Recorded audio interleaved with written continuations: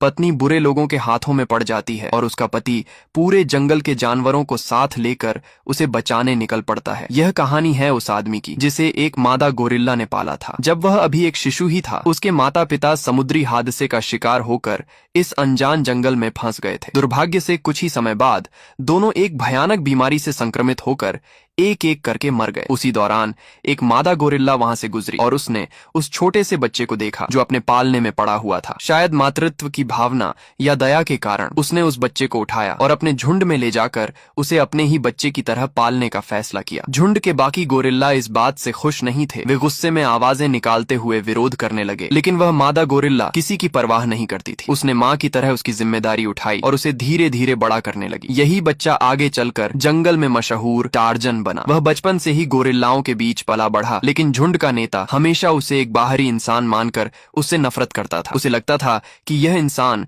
उनके समूह के संतुलन को बिगाड़ देगा, इसलिए वह कई बार मौका ढूंढकर उसे भगा देने या मार डालने की कोशिश करता रहा। आखिर कौन देखना चाहता है कि गोरिल्लाओं के बीच एक इंसान रहे, लेकिन हर बार उसकी माँ बन चुकी गोरिल्ला उसके सामने खड़ी हो जाती, नेता को डराकर पीछे हटा देती और फिर अपने स्नेह भरे आलिंगन से उसके घायल दिल को शांत करती। झुंड के बाकी गोरिल्ला भाई भी उसके साथ अच्छे थे। जंगल की कठिन ट्रेनिंग और रोजमर्रा की जिंदगी में उसने चीते जैसी फुर्ती और गोरिल्ला जैसी ताकत हासिल कर ली। यहाँ तक कि जंगल के सबसे खतरनाक शिकारी भी उसे देखकर रास्ता बदल लेते थे और उसके पास आने की हिम्मत नहीं करते थे। धीरे धीरे अपनी ताकत के दम पर उसने पूरे जंगल के जानवरों का सम्मान जीत लिया। वह साधारण इशारों और आवाजों से उनसे बात भी कर सकता था और इस तरह वह जंगल के सभी जीवों के बीच एक मान्यता प्राप्त अस्तित्व बन गया। यहाँ तक कि गोरिल्ला नेता ने भी आखिरकार अपना पूर्वाग्रह छोड़ दिया और उसे अपने समूह का हिस्सा मान लिया। वह मन ही मन उसे इस जंगल का राजा मानने लगा। लेकिन तभी कहानी में एक बड़ा मोड़ आता है। पहाड़ के नीचे रहने वाली एक जनजाति अपने युवाओं के वयस्क होने के समारोह के लिए शिकार करने जंगल में आती है। उसी दौरान एक युवा शिकारी तीर चलाता है जो सीधे उस मादा गोरिल्ला को जा लगता है जिसने टार्जन को पाला था। वह दर्द से कराहते हुए जमीन पर गिर जाती है। टार्जन जब अपनी पालने वाली माँ को धीरे धीरे ठंडा होते हुए देखता है तो वह पूरी तरह टूट जाता है। उसका दिमाग सुन्न हो जाता है और फिर अचानक उसके अंदर गुस्से का ज्वालामुखी फट पड़ता है। वह दौड़कर उस शिकारी को पकड़ लेता है और गुस्से में उसे वहीं मार डालता है। लेकिन उसे यह नहीं पता था कि वह शिकारी उस जनजाति के मुखिया का सबसे प्यारा बेटा था। अपने बेटे की मौत से गुस्से में पागल मुखिया कसम खाता है कि वह किसी भी कीमत पर बदला लेकर रहेगा। इधर टार्जन अपनी माँ को खोने के दुख में टूट चुका था और वह बिना कुछ कहे अपने झुंड को छोड़कर जंगल के गहरे हिस्सों में अकेला भटकने लगता है। अब उसके दिल में इंसानों के लिए सिर्फ नफरत बची थी। वह जैसे ही किसी इंसान को देखता पेड़ों के पीछे छिप जाता और उन्हें शक भरी नजरों से देखता। लेकिन तभी उसकी जिंदगी में एक नई इंसान आती है, जेन, जो पास के गांव में पढ़ाने आई एक स्वयं सेविका थी। वह बाकी इंसानों से बिल्कुल अलग थी। 15 साल तक सिर्फ जानवरों के बीच रहने वाले टार्जन के लिए यह एक नया अनुभव था। जेन की खुशबू, उसकी उपस्थिति, सब कुछ टार्जन को अजीब लेकिन आकर्षक लगता था। वह उसके करीब जाता है, उसकी खुशबू को महसूस करता है जो गोरिल्लाओं के पसीने की गंध से बिल्कुल अलग थी। वह इतना मोहित हो जाता है कि उसे बार बार सूंघने लगता है, जैसे उस खुशबू को अपने अंदर समा लेना चाहता हो। जेन इस अजीब हरकत से घबरा जाती है और उसे बर्दाश्त नहीं कर पाती। हैरानी की बात यह थी कि जंगल का सबसे ताकतवर इंसान टार्जन खुद डरकर भाग जाता है, लेकिन जेन उसके पीछे पीछे चल पड़ती है और अनजाने में गोरिल्लाओं के इलाके में पहुंच जाती है। तभी एक बड़ा गोरिल्ला उस पर हमला करने वाला होता है, लेकिन अचानक टार्जन वहां आ जाता है और उसे बचा लेता है। वह जेन को अपने नीचे छिपाकर उसकी रक्षा करता है और खुद अपने शरीर से हमले सहता है। गोरिल्ला इसे अपने झुंड के साथ धोखा मानता है और टार्जन पर बेरहमी से हमला करता है, लगभग उसे मार ही डालता है। किस्मत से टार्जन बच जाता है। गंभीर रूप से घायल टार्जन को जेन किसी तरह अपने गांव ले जाती है और उसकी जान बचाती है। इसके बाद जेन अपने प्यार, धैर्य और देखभाल से धीरे धीरे टार्जन के दिल की कठोरता को पिघलाती है। वह उसे इंसानों की भाषा भी सिखाती है। समय के साथ टार्जन इंसानी दुनिया में ढलने लगता है और दोनों के बीच प्यार पनपने लगता है। एक दिन टार्जन को अपने माता पिता द्वारा छोड़ा गया एक पत्र मिलता है जिससे उसके अतीत का राज्य खुलता है। उसे पता चलता है कि उसके पिता एक बड़े रईस थे जो अपनी गर्भवती पत्नी के साथ समुद्री हादसे में फंस गए थे और यहाँ आ पहुंचे थे। उसकी माँ ने उसे जन्म देने के कुछ समय बाद ही मलेरिया से दम तोड़ दिया था। उसके पिता ने उसे अकेले पालने की कोशिश की, लेकिन एक दिन खाना ढूंढते समय उनका सामना गोरिल्ला से हो गया और वह मारे गए। इसके बाद ही टार्जन को एक मादा गोरिल्ला ने अपनाया था। अपनी असली पहचान जानने के बाद टार्जन इंसानी समाज में लौटता है, अपने पिता की संपत्ति और उपाधि संभालता है और जेन के साथ एक आलीशान जिंदगी जीने लगता है। समय बीतता है और देखते ही देखते 10 साल गुजर जाते हैं। अब टार्जन एक प्रभावशाली सांसद बन चुका होता है। एक दिन संसद से उसे खबर मिलती है कि इंग्लैंड के राजा ने उसे खास तौर पर कांगो आने का निमंत्रण दिया है, जहां उसने स्कूल और चर्च बनवाए हैं। इसलिए उसे एक विशेष दूत बनाकर वहां भेजा जाना है ताकि वह स्थानीय हालात का निरीक्षण कर सके। बचपन से ही वहां पले बड़े होने के कारण टार्जन इस काम के लिए सबसे सही व्यक्ति था। लेकिन टार्जन अब अपनी पत्नी के साथ शांति भरी जिंदगी जीना चाहता था। वह उस जंगल में वापस नहीं जाना चाहता था जहां उसकी दर्दनाक यादें बसी हुई थीं। इसलिए वह गर्म मौसम का बहाना बनाकर इस निमंत्रण को ठुकरा देता है। वह अतीत को फिर से जीना नहीं चाहता था, खासकर तब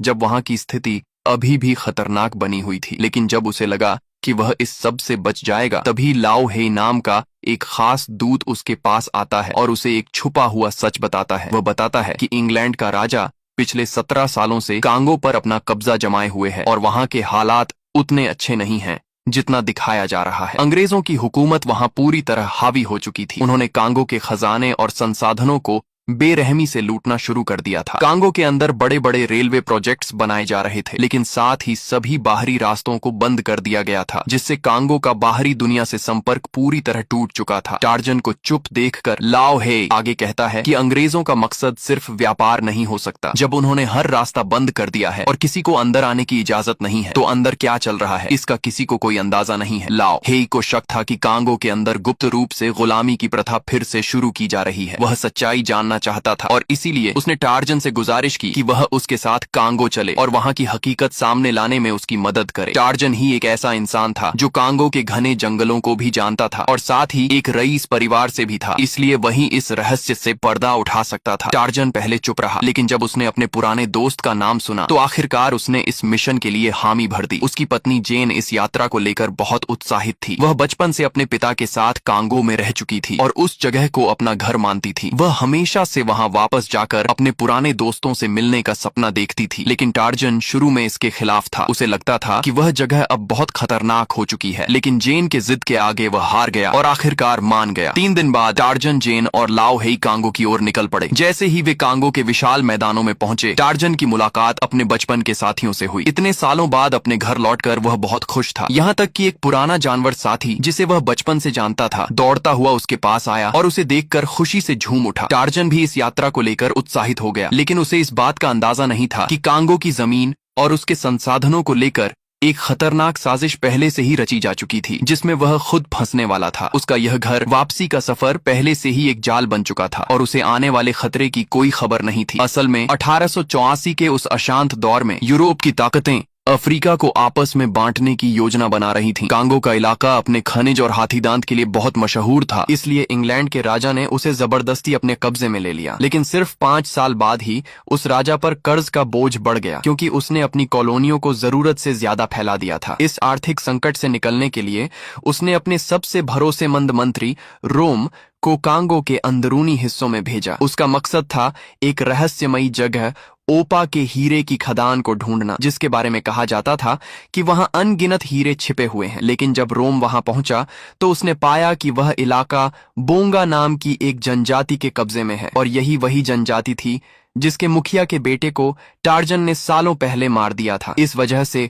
उस जनजाति का मुखिया अब तक टार्जन से बदला लेने की आग में जल रहा था। इसलिए दोनों पक्षों के बीच एक खतरनाक समझौता हो गया। एक जोरदार गोलीबारी की आवाज गूंजती है, लेकिन गोलियां सिर्फ घने कोहरे में जाकर खो जाती हैं, किसी इंसान को छू तक नहीं पाती। सैनिक अपने हथियार संभाले धीरे धीरे कदम बढ़ाते हुए उस सफेद धुंध के अंदर घुसते हैं। जैसे ही वे घाटी के अंदर गहराई तक पहुंचते हैं और एक क्रॉस के पास आते हैं, वे सब अचानक ठिठक जाते हैं। उस क्रॉस पर उनके वही साथी लटके हुए थे जिन्हें कुछ दिन पहले जांच के लिए भेजा गया था। अब उनकी लाशें सख्त हो चुकी थीं। सैनिक अभी इस सदमे से उबर भी नहीं पाते कि तभी कोहरा धीरे धीरे छंटने लगता है और उन्हें एहसास होता है कि वे चारों तरफ से घिर चुके हैं। उनके चारों ओर भाले लिए खड़े स्थानीय आदिवासी योद्धा उन्हें घेरे हुए थे। इससे पहले कि सैनिक अपनी बंदूकें उठा पाते, पानी के भीतर से अचानक और आदिवासी निकल आते हैं और उन पर हमला कर देते हैं। यह हमला इतना अचानक था कि सैनिक संभल ही नहीं पाते। ऊपर पहाड़ी पर खड़े योद्धा भी इस हमले में शामिल हो जाते हैं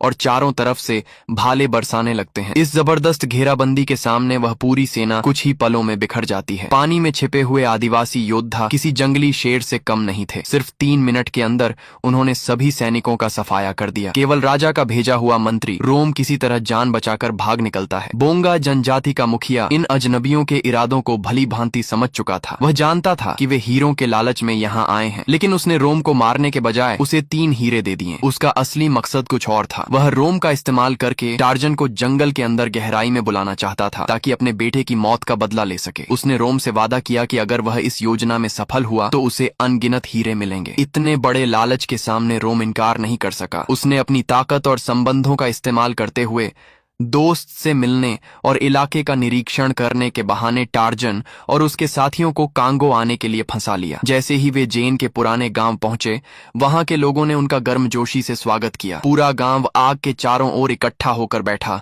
गाने गाए गए और सबने मिलकर पुराने दिनों को याद करते हुए खुशी से जश्न मनाया। इसी दौरान टार्जन ने गांव के मुखिया से बात की और जाना कि राजा ने वहां सच में क्रूर गुलामी की प्रथा लागू कर दी है। कई लोगों को जबरदस्ती पकड़कर ले जाया गया था, लेकिन उसी रात रोम अपने सैनिकों के साथ चुपके से गांव में घुस आता है। उनकी ताकत और हथियारों के सामने गांव वाले ज्यादा देर टिक नहीं पाते और जल्दी ही काबू में कर लिए जाते हैं। रोम उन्हें धमकाकर टार्जन का पता पूछता है, लेकिन गांव का मुखिया बेहद साहसी इंसान था। वह मरना पसंद करता है, लेकिन टार्जन के बारे में एक शब्द भी नहीं बताता। उधर टार्जन अपनी तेज इंद्रियों और फुर्ती के कारण सैनिकों से बच निकलता है। फिर अचानक वह भूत की तरह हमला करता है, लेकिन जैसे ही वह रोम के करीब पहुंचकर मुखिया को बचाने वाला होता है, पहले से घात लगाए बैठे सैनिक उसे रस्सियों से जकड़ लेते हैं और उसी वक्त रोम निर्दयता से गांव के मुखिया को मार डालता है। टार्जन के पास जबरदस्त ताकत थी, लेकिन दुश्मनों की संख्या बहुत ज्यादा थी, इसलिए उसे पकड़ लिया जाता है। रोम की योजना थी कि टार्जन की पत्नी जेन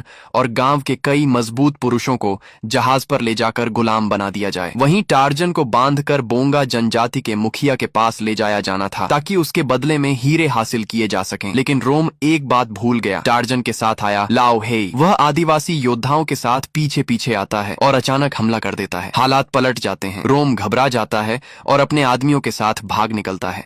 इस अफरा तफरी में टार्जन आजाद हो जाता है। हालांकि लाओ हेई और आदिवासी सिर्फ टार्जन को ही बचा पाते हैं, बाकी लोगों को नहीं। रोम जेन और कुछ आदिवासियों को लेकर जहाज पर भाग जाता है। उसे पूरा भरोसा था कि जब तक जेन उसके पास है, टार्जन खुद उसे बचाने आएगा। इस भीषण लड़ाई के बाद गांव पूरी तरह तबाह हो चुका था। टार्जन जब मुखिया की लाश को देखता है तो उसके दिल में गहरा पछतावा होता है। उसे पता था कि यह सब उसी की वजह से हुआ है। वह समझ जाता है कि दुश्मनों का मकसद क्या है। वे लोग स्टील नदी के रास्ते बोंगा जनजाति की ओर जा रहे होंगे। टार्जन बाकी बचे आदिवासियों को इकट्ठा करता है और योजना बनाता है कि रोम के वहां पहुंचने से पहले ही वे जेन और बाकी कैदियों को बचा लेंगे। असल में यह सब रोम की चाल थी ताकि टार्जन को फंसाकर बोंगा मुखिया के साथ सौदा किया जा सके। टार्जन अपने साथियों के साथ जंगल में तेजी से आगे बढ़ता है। लाओ हेई भी साथ जाने की जिद करता है, लेकिन उसकी चाल धीमी होने के कारण वह टीम के लिए बोझ बन जाता है। तभी उनके रास्ते में एक खड़ी चट्टान आ जाती है। टार्जन बिना एक पल सोचे सीधे नीचे कूद जाता है और घने जंगल में गायब हो जाता है। उसके लिए यह कोई बड़ी बात नहीं थी, लेकिन लाओ हेई यह कर डर से कांप उठता है। फिर भी वह हिम्मत जुटाकर कूद जाता है। नीचे एक विशाल पेड़ था जिसकी मोटी शाखाओं पर वे लोग तेजी से आगे बढ़ते हैं। उनकी गति हैरान कर देने वाली थी, जबकि लाओ हेई पीछे छूटता जा रहा था। उसी समय नीचे से एक ट्रेन गुजर रही थी। अब उनके पास 2 रास्ते थे, या तो खतरनाक जंगल से पैदल जाएं या ट्रेन का इस्तेमाल करें। बिना देर किए वे ट्रेन पकड़ने का फैसला करते हैं। टार्जन बेलों को पकड़कर झूलता है और लाओ हेई को अपनी पीठ पर बिठा लेता है ताकि वह सुरक्षित रहे। फिर वह झूले की तरह छलांग लगाकर तेज रफ्तार ट्रेन की छत पर उतर जाता है। ट्रेन के पहरेदार कुछ समझ पाते उससे पहले ही उन्हें एक एक करके नीचे गिरा दिया जाता है। उन्हें यकीन ही नहीं होता कि ये जंगली लोग इस तरह हवा से हमला कर सकते हैं। ट्रेन के आखिरी डिब्बे में बिना छत वाला हिस्सा था जिसमें अलग अलग गांवों से पकड़े गए गुलाम भरे हुए थे। यह दृश्य देखकर टार्जन का खून खौल उठता है। वह तुरंत सैनिकों के डिब्बे में घुस जाता है और बिना कुछ सोचे हमला कर देता है। तंग जगह में सैनिक अपनी बंदूकें ठीक से इस्तेमाल नहीं कर पाते और टार्जन के सामने वे बिल्कुल बेबस हो जाते हैं। वह उन्हें ऐसे मारता है जैसे कोई चूजों को पकड़ रहा हो। टार्जन ने सिर्फ अपने हाथ पैरों के दम पर उन सैनिकों को पूरी तरह काबू में कर लिया, उन्हें पल भर में ढेर कर दिया। इसके बाद लाओ हेई ने सख्ती से पूछताछ शुरू की तो पुल के इंजीनियर ने डर के मारे सब कुछ उगल दिया। तभी उन्हें पता चला कि रोम इससे भी बड़ा और खतरनाक प्लान बना रहा है। असल में रोम कांगो तक पहुंचने के लिए एक बड़ा पुल बनवा रहा था और काम जल्द जल्दी खत्म करने के लिए उसने 900 से ज्यादा स्थानीय लोगों को पकड़कर गुलाम बना लिया था। उसकी योजना साफ थी, अगर वह टार्जन को बोंगा जनजाति के हवाले कर देता तो उसे बदले में ढेर सारे हीरे मिलते। उन हीरों को बाहर भेजकर वह 20,000 किराए के सैनिकों की फौज तैयार करना चाहता था। उसके बाद वह इन सैनिकों के साथ कांगो पर कब्जा कर लेता और वहां के सभी आदिवासियों को गुलाम बनाकर उनसे खनिज संपदा निकलवाता। इस तरह वह और भी ताकत और सेना इकट्ठा करके पूरे देश पर राज्य करना चाहता था। यही उसका सबसे बड़ा और खतरनाक सपना था। ये सब सुनने के बाद टार्जन समझ गया कि किसी भी हालत में रोम को सफल नहीं होने देना है। जैसे ही ट्रेन रुकी, उसने आजाद किए गए गुलामों से कहा कि वे आसपास जाकर बाकी कैद लोगों को ढूंढें और उन्हें बचाएं। वहीं वह खुद रोम का पीछा करने निकल पड़ा। जल्दी पहुंचने के लिए उसे जंगल के बीच से होकर जाना था, जिससे काफी समय बच सकता था, लेकिन उसे पता था कि आगे का इलाका गोरिल्लाओं का है और वहां किसी और को साथ ले जाना बहुत खतरनाक होगा। दूसरी तरफ लाओ हेई के पास पहले ही रोम और राजा के गुलामी के सबूत आ चुके थे, इसलिए वह चाहता तो वापस जा सकता था, लेकिन अब वह टार्जन को अपना दोस्त मान चुका था, इसलिए उसने साथ जाने की ठान ली। जैसे ही दोनों घने जंगल में पहुंचे, गोरिल्लाओं के झुंड ने उन्हें घेर लिया। टार्जन जिस स्थिति से सबसे ज्यादा बचना चाहता था, आखिरकार वही उसके सामने आ खड़ी हुई। लाओ हेई बंदूक उठाने ही वाला था, लेकिन टार्जन ने उसे रोक दिया। वह जानता था कि अगर अभी गोली चलाई गई तो शायद एक गोरिल्ला मर जाएगा, लेकिन बाकी सब मिलकर उन्हें टुकड़े टुकड़े कर देंगे। लाओ हेई ने घबराकर पूछा कि अब क्या करें। टार्जन ने शांत रहते हुए कहा कि बस उन्हें थोड़ी मार सहनी पड़ेगी, तभी बात बन सकती है, क्योंकि जब उसकी पालने वाली माँ की मौत हुई थी, उसके बाद टार्जन अचानक गायब हो गया था और इंसानी दुनिया में चला गया था। गोरिल्लाओं की नजर में बिना किसी विदाई के यूं चले जाना एक तरह का धोखा था, इसलिए अब जब वे उसे फिर से देख रहे थे तो उनके लिए उसे यूं ही जाने देना आसान नहीं था। गोरिल्ला भाई अब उसे इतनी आसानी से इस इलाके से गुजरने नहीं देने वाले थे। टार्जन अपनी शर्ट उतार देता है और हैरानी की बात यह कि वह एक विशाल और ताकतवर गोरिल्ला को सीधी चुनौती दे देता है। वह गहरी सांस लेकर खुद को तैयार करता है। उधर गोरिल्ला भी अपनी छाती पीटते हुए लड़ाई के लिए तैयार हो जाता है। इंसान और जानवर के बीच एक भयंकर मुकाबला शुरू होने वाला था और टार्जन सबसे पहले गोरिल्ला की ओर झपट पड़ता है। गोरिल्ला की नजर में टार्जन एक गद्दार था जिसने अपने झुंड को छोड़ दिया था, इसलिए वह बिल्कुल भी रहम करने वाला नहीं था। वह जोरदार गर्जना करते हुए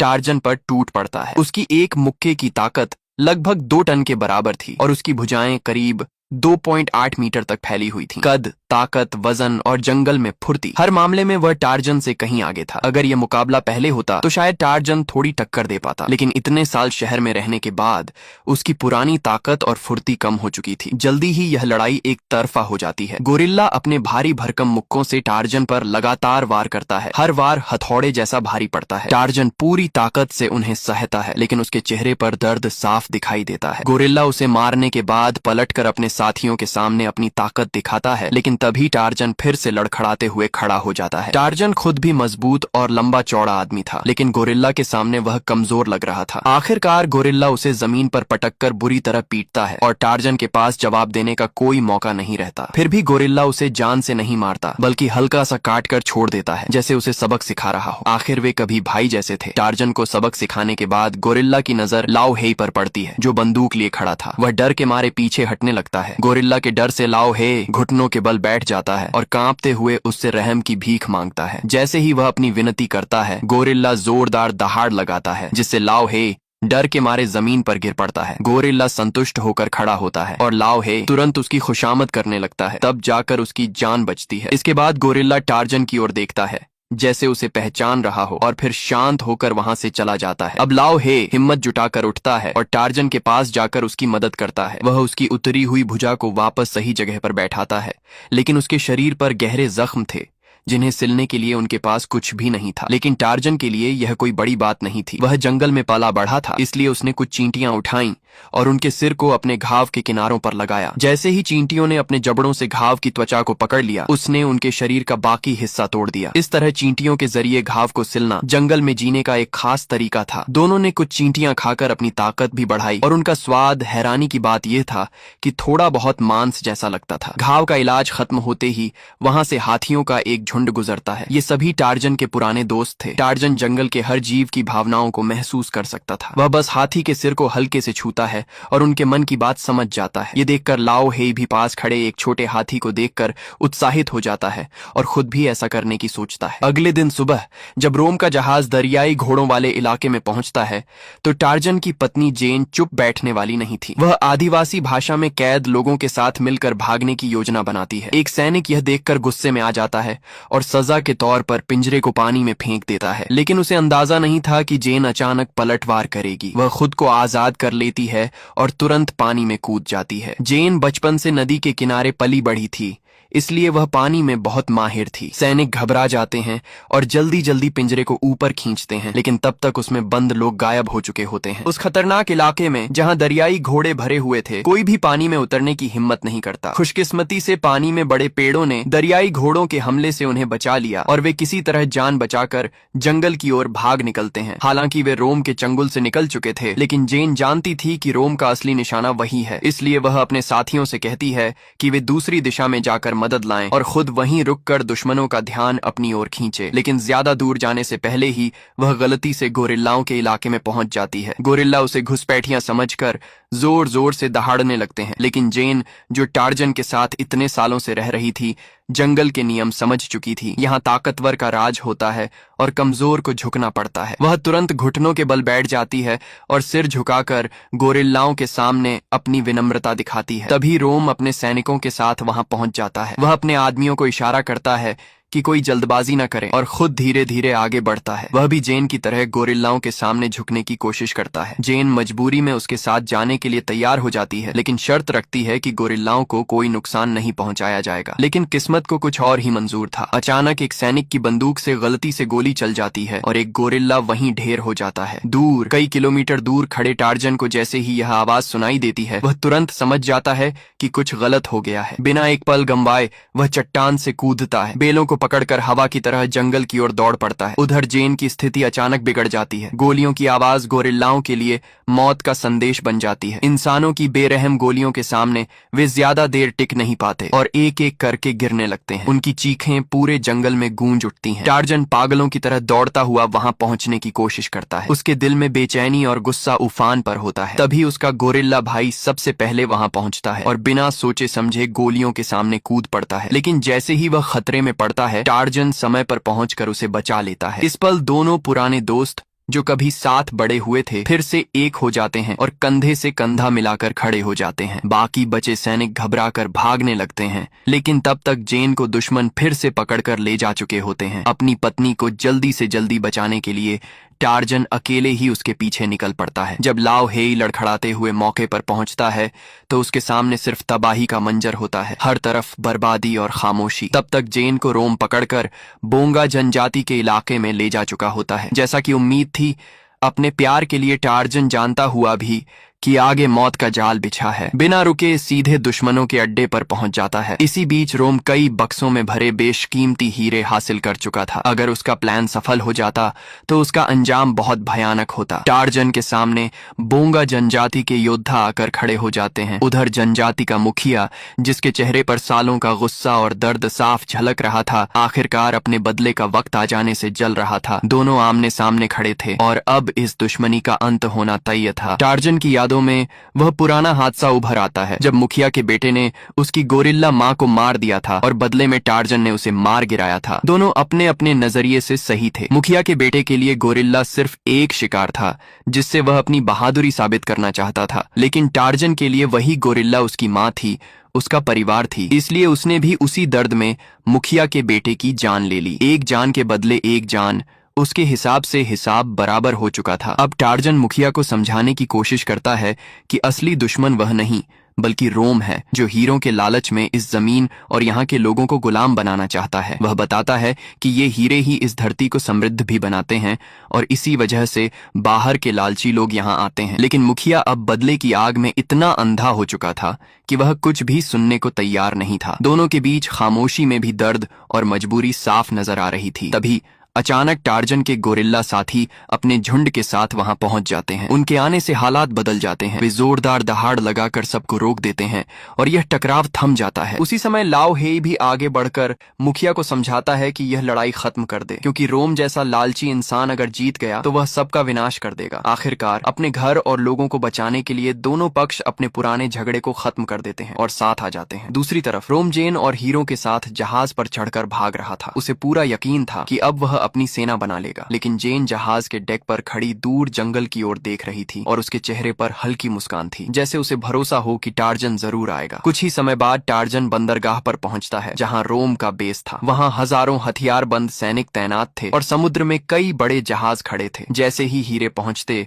उन जहाजों से 20,000 सैनिक उतरकर रोम के आदेश पर हमला करने वाले थे। टार्जन समझ गया कि सीधे हमला करना आत्महत्या जैसा होगा, लेकिन उसके पास एक खास ताकत थी। वह जंगल के जानवरों को बुला सकता था। अचानक हजारों जंगली जानवरों का झुंड रोम के कैंप की ओर दौड़ पड़ता है। जमीन कांपने लगती है और वह दृश्य बेहद डरावना और शक्तिशाली होता है। जानवरों का यह सैलाब सब कुछ तोड़ता फोड़ता आगे बढ़ता है। तंबू, इमारतें सब बर्बाद हो जाते हैं। इसी बीच आदिवासी योद्धा भी वहां पहुंच जाते हैं और मिलकर हमला कर देते हैं। रोम घबराकर जेन को पकड़कर भागने लगता है। टार्जन एक जंगली बैल पर सवार होकर उसका पीछा करता है, लेकिन रोम अपनी चालाकी दिखाता है। वह जेन को चारा बनाकर लटका देता है ताकि जानवर उसे कुचल दें। तभी सही समय पर टार्जन पहुंचता है। वह गोली लगने के बावजूद खुद को संभालता है, रस्सी पकड़कर छलांग लगाता है और 2 सैनिकों को मार गिराता है और आखिरकार जेन को बचा लेता है। लेकिन रोम मौका देखकर जहाज लेकर भाग जाता है। टार्जन उसे छोड़ने वाला नहीं था। वह तुरंत उसके पीछे पानी में कूद जाता है और तैरते हुए उसका पीछा करता है। रोम सोचता है कि अब टार्जन मर जाएगा और वह आराम से जहाज के अंदर चला जाता है। उधर किनारे पर लाओ हेई को एक ताकतवर हथियार मिल जाता है और वह दुश्मनों पर ताबड़तोड़ गोलियां चलाने लगता है। उसकी गोलियों से जहाज छलनी हो जाता है और धीरे धीरे डूबने लगता है। तभी टार्जन मगरमच्छों के झुंड के साथ वहां पहुंच जाता है, लेकिन जैसे ही वह जहाज पर चढ़ता है, रोम उस पर हमला कर देता है और उसके गले में जंजीर कस देता है। इसी दौरान मगरमच्छ पानी में इकट्ठा होने लगते हैं। रोम को लगता है यह सब संयोग है, लेकिन असल में टार्जन ने ही उन्हें बुलाया था। वह अपने साथियों को बुलाकर सौदा पूरा करने की कोशिश करता है, लेकिन अब बहुत देर हो चुकी थी। अचानक टार्जन पूरी ताकत लगाकर जंजीर तोड़ देता है और जोरदार किक मारकर रोम को पानी में गिरा देता है। नीचे इंतजार कर रहे मगरमच्छ तुरंत उसे घेर लेते हैं और उसका अंत कर देते हैं। उसी समय जहाज का इंजन जोरदार धमाके के साथ फट जाता है और सारे हीरे समुद्र में डूब जाते हैं। लेकिन टार्जन अपनी फुर्ती से विस्फोट से बच निकलता है और जेन के पास सुरक्षित लौट आता है। मौत के मुंह से लौटकर टार्जन जेन को पीछे से कसकर गले लगा लेता है। इस पूरी लड़ाई में उसने इंसानों और जानवरों को एक साथ लाकर न सिर्फ अपने प्यार को बचाया, बल्कि पूरे जंगल और उसके लोगों को भी विनाश से बचा लिया। और सबसे बढ़कर उसने इस पूरी धरती की शांति को भी बचा लिया। सच में उसकी ताकत और लड़ने का तरीका किसी कमाल से कम नहीं था। दूसरी तरफ रोम की हार के बाद वे 20,000 सैनिक भी घबराकर जल्दी जल्दी वहां से भाग गए। इस सब के बाद टार्जन ने शहर वापस जाने का फैसला नहीं किया। उसने अपनी पत्नी जेन के साथ